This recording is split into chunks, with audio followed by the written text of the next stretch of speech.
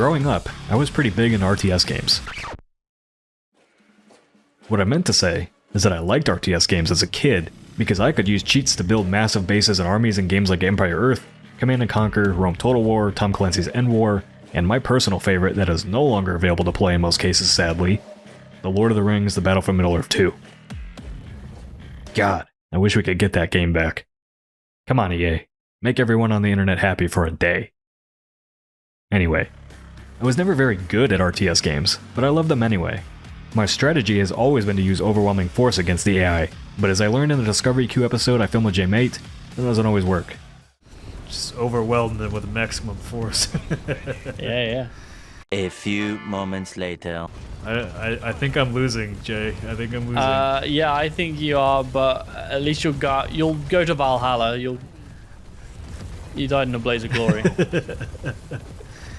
That said, I really haven't kept up with the genre all that much in recent years. I think the most recent RTS game I played all the way through was Halo Wars 2, and then I've dabbled in others that advertise similar experiences to Empire Earth or Command & Conquer, and I can't remember many that lived up to that promise. That's why I was excited to get my hands on Tempest Rising.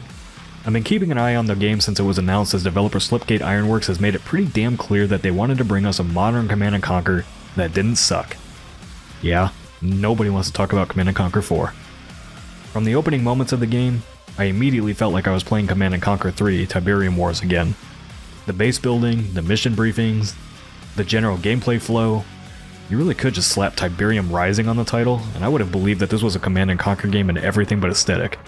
That's all to say there's not really anything new here in Tempest Rising, and that's honestly completely fine with me as someone who's been looking for an RTS to get me back into the genre. Especially now that I'm older, and I think a bit smarter. Though I'm sure Yahtzee would have a word or two to say about that if he were to watch this.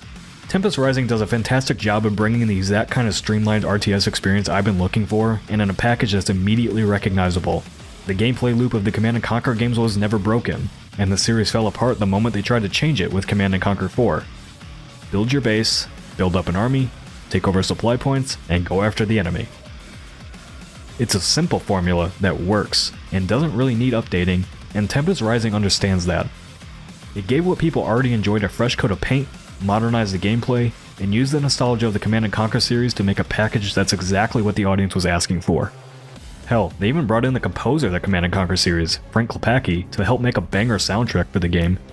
I mean, what more could you ask for at that point? Don't fix what isn't broken, as they say, which is advice that many top developers in the RTS genre that haven't been listening to for a while now. Some of the most highly regarded franchises released sequels that have really struggled in recent years.